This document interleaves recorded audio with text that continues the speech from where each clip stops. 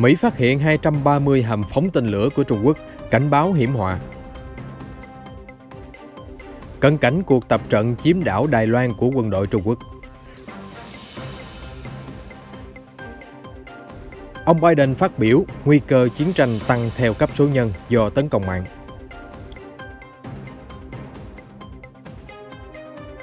Vụ tấn công đồi Capitol có kẻ giật dây, hiện trường như chiến địa thời Trung Cổ. Đội cận vệ chỉ bắt đầu chống trả khi Tổng thống Haiti đã chết. Iran lật mặt tình báo Israel.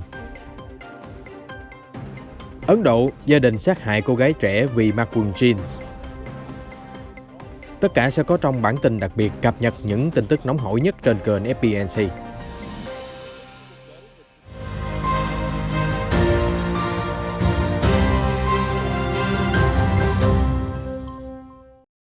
Lầu Năm Góc và các nghị sĩ Cộng hòa hôm qua 27 tháng 7 bày tỏ những lo ngại mới về việc Trung Quốc tăng cường kho vũ khí hạt nhân sau khi rộ lên báo cáo Bắc Kinh xây thêm 110 hầm phóng tên lửa mới. Cụ thể, Hiệp hội các nhà khoa học liên bang Mỹ AFS hôm 26 tháng 7 nói rằng hình ảnh vệ tinh cho thấy Trung Quốc đang xây dựng hầm phóng tên lửa mới ở vị trí gần thành phố Hami thuộc khu tự trị Tân Cương. Cách đây vài tuần, một báo cáo khác cho biết Trung Quốc thiết lập 120 hầm phóng tên lửa ở khu vực sa mạc thuộc huyện Ngọc Môn, tỉnh Cam Túc. Trên Twitter, tài khoản của Bộ Tư lệnh Chiến lược Mỹ trích đăng bài báo của New York Times về các hầm phóng tên lửa của Trung Quốc và bình luận. Đây là lần thứ 2 trong 2 tháng, công chúng phát hiện những hiểm họa gia tăng mà thế giới phải đối mặt và bức màn bí mật bao quanh nó. Bộ Ngoại giao Mỹ hồi đầu tháng 7 cũng đã lo ngại về tiến trình phát triển hạt nhân của Trung Quốc. Washington cho rằng Bắc Kinh đã đi chệch khỏi chiến lược hạt nhân hàng thập kỷ qua, đó là dựa trên sự răn đe tối thiểu. Mỹ kêu gọi Trung Quốc cần có các biện pháp thực tế để làm giảm nguy cơ chạy đua vũ trang toàn cầu.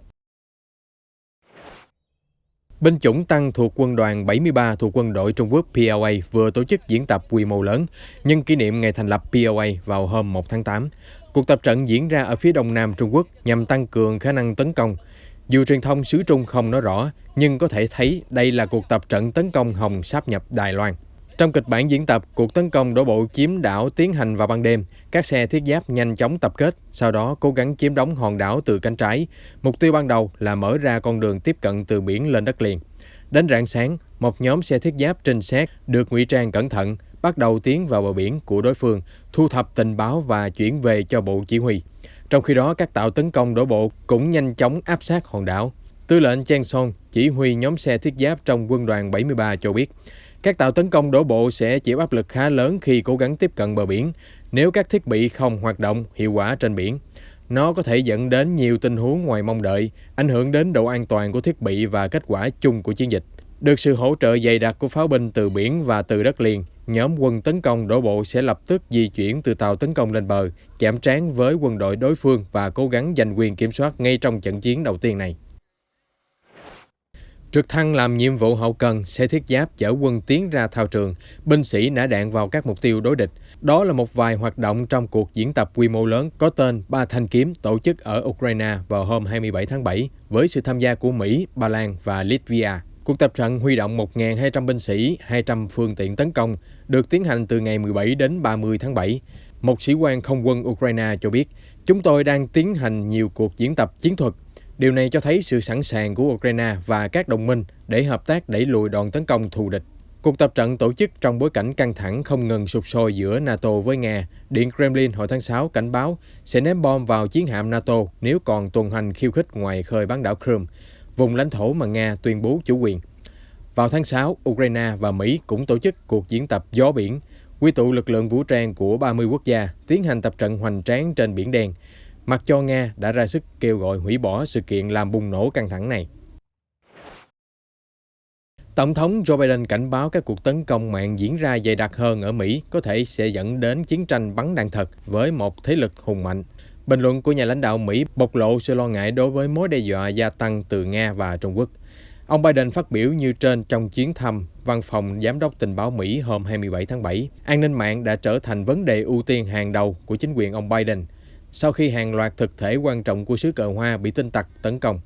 Trong đó bao gồm mạng lưới quản lý của công ty công nghệ SolarWinds, công ty năng lượng Colonial Pipeline, công ty chế biến thịt GPS USA và hãng phần mềm Kaseya. Những vụ tấn công mã độc khét tiếng nói trên tác động sâu sắc đến nước Mỹ. Hậu quả không chỉ gói gọn ở từng doanh nghiệp đơn lẻ, một số vụ tấn công dẫn đến tình trạng thiếu hụt nhiên liệu và thực phẩm.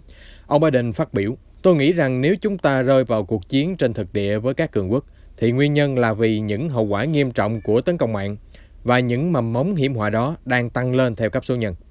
Tổng thống Biden cũng cáo buộc Nga đang lan truyền thông tin sai lệch về cuộc bầu cử giữa kỳ năm 2022. Nhà lãnh đạo Mỹ mô tả hành động này rõ ràng xâm phạm chủ quyền quốc gia.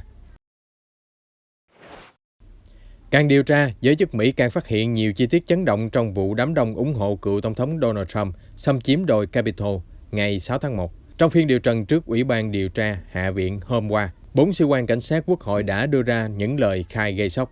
Họ nói với các nghị sĩ Mỹ rằng mình bị hành hung, mình bị xúc phạm, kỳ thị chủng tộc và đe dọa tính mạng. Họ từng nghĩ mình sẽ chết khi cố gắng bảo vệ ngôi đền thiêng của nền dân chủ Hoa Kỳ trước đòn tấn công từ những kẻ quá khích. Các sĩ quan không kìm được xúc động khi nhớ lại sự việc hôm đó. Họ mô tả những người tấn công là cực đoan, âm mưu đảo chính. Trong phiên điều trần, những cảnh sát cũng chỉ trích các nghị sĩ Cộng hòa đã xem nhẹ mức độ nghiêm trọng của sự việc. Cảnh sát Darrington cho biết, vụ tấn công ngày 6 tháng 1 là có kẻ giật dây đằng sau. Tôi muốn các nghị sĩ phải điều tra đến cùng. Trong khi đó, cảnh sát trưởng Aquilino Cornell mô tả sự kiện ngày 6 tháng 1 hoàn toàn như cuộc chiến thời Trung Cổ. Sĩ quan kể rằng, đám đông đã tấn công lực lượng an ninh trong khi hô vang, ông Trump gửi chúng tôi đến đây. Ông Cornell cho hay, bản thân vẫn đang cố gắng hồi phục từ những thương tổn về thể chất và tinh thần sau sự kiện ngày 6 tháng 1 kinh hoàng. Nghe xong lời khai của 4 sĩ quan cảnh sát, nghị sĩ Cộng hòa Adam Kinzinger thuộc Ủy ban điều tra xúc động cho biết, mỗi người các bạn có thể đã cảm thấy niềm cay đắng, nhưng các bạn là những người chiến thắng, các bạn đã trụ lại đến cùng. Nghị sĩ Kinzinger, 43 tuổi, từng phục vụ trong lực lượng không quân Mỹ và đã nhiều lần công khai chỉ trích cựu Tổng thống Trump. Cựu chiến binh này cũng là một trong 7 nghị sĩ Cộng hòa đã bỏ phiếu tán thành luận tội ông Trump vào đầu năm nay.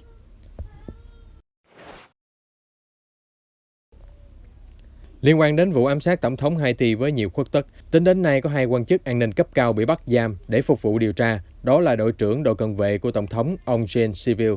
Người thứ hai là Dimitri Hero, một lãnh đạo phụ trách an ninh. Trước đó, hôm 10 tháng 7, bản báo cáo được cho là của ông Hero viết ra đã loan truyền trên mạng xã hội Haiti, dù chưa thể kiểm chứng tính xác thực. Nhưng bản báo cáo cung cấp một kịch bản đáng xem xét về ám sát kinh hoàng. Theo đó, quan chức an ninh Hero nhận được điện thoại cầu cứu của Tổng thống Moise vào lúc 1 giờ 39 phút sáng ngày 7 tháng 7. Ông Hero ra lệnh củng cố an ninh bảo vệ cho Tổng thống. Sau đó, nhiều tiếng súng nổ vang lên ở dinh thự. Ông Hero đến hiện trường và chạm trán với nhóm người mặc áo đen, tự xưng là nhân viên Cục chống chất cấm Hoa Kỳ DEA và yêu cầu nhóm quan chức Haiti rút lui. Do bị áp đảo về số lượng và lo ngại nhóm mặc đồ đen có thể bắt cóc Tổng thống, lực lượng của ông Hero đã tạm thời rút xuống.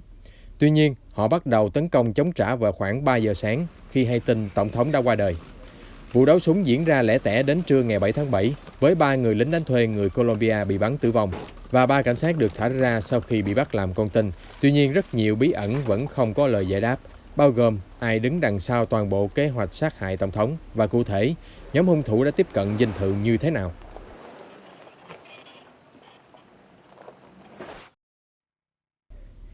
Iran hôm qua 27 tháng 7 cho biết lực lượng an ninh đã phanh phui một đường dây gián điệp của Israel. Ngoài ra, Iran còn thu giữ một kho vũ khí được cho là dùng để trang bị cho nhóm biểu tình phản đối tình trạng thiếu nước ở khu vực Tây Nam. Cuộc biểu tình đã kéo dài suốt 2 tuần nay và trở thành phong trào chính trị lan rộng nhanh chóng. Trong thông cáo báo chí vào hôm qua, Bộ Tình báo Iran cho biết, chiến dịch của Mossad đã có ý định trang bị vũ khí cho các cuộc biểu tình ở đô thị và âm mưu ám sát. Theo truyền thông Iran, giới chức nước này đã thu giữ kho vũ khí bao gồm súng lục, súng trường, lựu đạn, súng trường và nhiều loại đạn dược. Mossad, cơ quan tình báo nhà nước Israel, hiện chưa đưa ra bình luận về những cáo buộc. Theo Reuters, Iran thường xuyên cáo buộc thế lực thù địch nước ngoài, bao gồm Israel, Mỹ, Ả Rập Xê Út, cài cắm gián điệp tại nước Cộng hòa Hồi giáo để kích động biểu tình và các cuộc nổi dậy. Tòa Hồng Kông vào hôm qua ra phán quyết Đường Anh Kiệt, 24 tuổi, phạm tội kích động ly khai. Theo cáo trạng, bị cáo Đường ngày 1 tháng 7 2020 đã lái mô tô xông vào 3 cảnh sát chống bạo động ở đặc khu trong lúc cầm lá cờ mang khẩu hiệu Giải phóng Hồng Kông, cuộc cách mạng của thời đại chúng ta. Các công tố viên cho rằng đó là một hành động kêu gọi ly khai. Đường Anh Kiệt là người đầu tiên bị bắt giữ và xét xử ở đặc khu Hồng Kông theo luật an ninh quốc gia. Các nhà hoạt động xã hội cho rằng phán quyết của tòa có thể dễ dàng đoán trước, tuy nhiên nó nhấn mạnh những rào cản gia tăng đối với quyền tự do ngôn luận của người dân xứ Cảng Thơm. Các nhóm nhân quyền chỉ trích tòa án vì từ chối cho Đường Anh Kiệt được bảo lãnh và cũng không có bồi thẩm đoàn trong phiên xét xử, trong khi đây vốn là hai đặc điểm nổi bật nhất trong hệ thống tư pháp Hồng Kông. Thay vào đó, phiên tòa xét xử bị cáo Đường tiến hành bởi 3 thẩm phán do tự tay trưởng đặc khu Carrie Lam chọn ra. Thẩm phán Esther To, đại diện đọc phán quyết của tòa, cho rằng những dòng chữ trên lá cờ của Đường Anh Kiệt có khả năng xúi dục những người khác thực hiện ly khai. Bà Tô nói thêm, bị cáo Đường nhận thức rõ về ý nghĩa của câu khẩu hiệu và chú tâm truyền tải thông điệp đó đến những người khác. Nữ thẩm phán gọi hành vi này là gây hại cho xã hội. Trong một văn bản được công bố trên website của tòa án, các thẩm phán cho rằng mô tô của Đường Anh Kiệt có thể sẽ là vũ khí gây sát thương. Tòa án tối cao sẽ nghe các lập luận về tình tiết giảm nhẹ vào ngày mai 29 tháng 7, sau đó sẽ tuyên án bị cáo trong phiên xét xử tiếp theo. Sau phiên tòa xét xử Đường Anh Kiệt hôm qua, ông Nathan La Quang Thông, một nhà hoạt động nổi tiếng đã rời Hồng Kông và tị nạn ở Anh, viết trên Twitter rằng hệ thống tư pháp Hồng Kông đã được vũ khí hóa để tăng cường sự đàn áp. Một cô gái 17 tuổi ở bang Uttar Pradesh, miền Bắc Ấn Độ đã bị sát hại, vứt thi thể xuống sông, theo đài BBC đưa tin vào hôm qua 27 tháng 7. Ông và các chú bé của nạn nhân được cho là dùng gậy đánh đập vì cô gái đã mặc quần jeans thay vì trang phục truyền thống, khiến gia đình cảm thấy không phù hợp. Truyền thông Ấn Độ cho biết, gia đình liên tục phản đối cô gái trẻ ăn mặc theo kiểu Tây phương. Điều đó phản ánh sự độc đoán, gia trưởng đi kèm với bạo hành vẫn đang là vấn đề nhức nhối trong xã hội Ấn Độ. Khủng hoảng chính trị sau cuộc đảo chính và dịch Covid-19 đã đe dọa cuộc sống của người dân Myanmar, nhưng chưa dừng lại ở đó. Lũ lụt hoành hành trong tuần này còn khiến cho ít nhất 500 người mất nhà cửa, theo Reuters đưa tin ngày 27 tháng 7. Mưa lớn trút xuống từ cuối tuần qua đã gây nên ngập đến nóc nhà tại nhiều khu vực, khiến nhân viên y tế phải chuyển bệnh nhân từ các tuyến đường và hẻm bị ngập đến nơi an toàn. Một nhân viên xã hội tên là Son ở bang Kayin nói trong điện thoại với Reuters rằng Covid đang lây lan khắp thị trấn. Nhiều người mất vị giác và đổ bệnh, nhưng không rõ họ bị cảm sau mưa lũ hay là đã nhiễm virus corona. Các tình nguyện viên và y bác sĩ đối mặt áp lực lớn trong khi số bệnh nhân nằm liệt giường tăng cao. Bệnh oxy ngày càng thiếu hụt. Tại thị trấn Miyawadi của bang Kayin, công tác điều trị còn gặp nhiều khó khăn do dòng nước lũ bủa vây. Dịch bệnh đã bùng phát mạnh mẽ ở Myanmar từ tháng 6. Hiện nước này ghi nhận 279.000 ca nhiễm, bao gồm hơn 7.800 người tử vong. Các bác sĩ và người làm dịch vụ tang lễ cho biết số người chết trên thực tế cao hơn nhiều các báo cáo chính thức. Chính quyền quân sự vẫn đang vật lộn để đảm bảo quyền lực kể từ tháng 2, khi vấp phải sự phản đối quyết liệt từ phong trào biểu tình ở thành phố và giao tranh ở vùng biên giới. Nhiều y bác sĩ cảm thấy phẫn uất với sự cai trị của quân đội. Họ đã tham gia vào phong trào bất tuân dân sự cũng như bí mật chữa bệnh cho người mắc Covid-19 mà không đến bệnh viện công lập. Theo Reuters, dẫn nguồn truyền thông địa phương, quân đội đã dùng nhiều kế sách bắt giữ y bác sĩ, tịch thu bệnh oxy và các thiết bị hành nghề của họ để phục vụ mục đích riêng. Ông Thomas Ares, báo cáo viên về nhân quyền của Liên Hợp Quốc ở Myanmar, tiếp tục đưa ra lời kêu gọi. Liên Hợp Quốc phải hành động ngay lập tức để chặn đứng các đòn tấn công, hành hung và giam giữ của chính quyền quân sự giữa lúc khủng hoảng vì Covid-19. Trong một tuyên bố, đại diện Liên Hợp Quốc kêu gọi quân đội thực hiện thỏa thuận đình chiến để tập trung chống Covid-19. Vòi rồng khổng lồ xuất hiện ở ngoài khơi Biển Đen thuộc tỉnh Sinop của Thổ Nhĩ Kỳ vào hôm qua 27 tháng 7, trong lúc mưa bão hoành hành gây lũ lụt nghiêm trọng ở địa phương này và các tỉnh lân cận. Video cho thấy vòi rồng đe dọa thành phố cảng, nhưng cũng đem lại cảnh tượng ngoạn mục hiếm thấy, trong khi đó cư dân thành phố cũng vật lộn với tình trạng ngập úng và kẹt xe bị ùn ứ. Đài BBC hôm qua dẫn nguồn giới chức Sri Lanka. Trong lúc đào giếng, một nhóm công nhân may mắn đã khai quật được khối đá sapphire khổng lồ lên tới 2,5 triệu carat, được cho là khối đá sapphire lớn nhất trên đời và có ước tính giá trị khoảng 100 triệu đô la. Khu vực tìm thấy mẫu vật thuộc về ngôi nhà của gia đình 3 đời làm nghề buôn bán đá quý. Mặc dù Sri Lanka được xem là kinh đô đá quý của thế giới, phát hiện mới đây vẫn gây chấn động đối với các chuyên gia trong ngành chế tác. Có vẻ như thiên thạch xuất hiện khá nhiều trong thời gian gần đây. Ngoài vụ thiên thạch lớn thắp sáng bầu trời và rơi xuống rừng Na Uy hôm 25 tháng 7, những người quan sát thiên văn ở Texas, Mỹ cũng đã phát hiện thiên thạch xẹt ngang trên vòm trời. Nhiều camera an ninh đã ghi lại sự việc này. Hiệp hội Thiên thạch Mỹ cho biết, quả cầu lửa đã di chuyển với tốc độ tương đối chậm, nên thiên thạch này có lẽ có kích thước nhỏ. Tổ chức quan sát thiên thạch NASA cho biết, đã có hàng trăm nhân chứng ở các bang Texas, Louisiana, Arkansas và Oklahoma báo cáo sự việc thiên văn này. Chúng tôi sẽ cập nhật những sự kiện quốc tế mới nhất trong bản tin nóng phát sóng vào lúc 15 giờ hàng ngày trên kênh FBNC. Xin mời quý vị đón xem.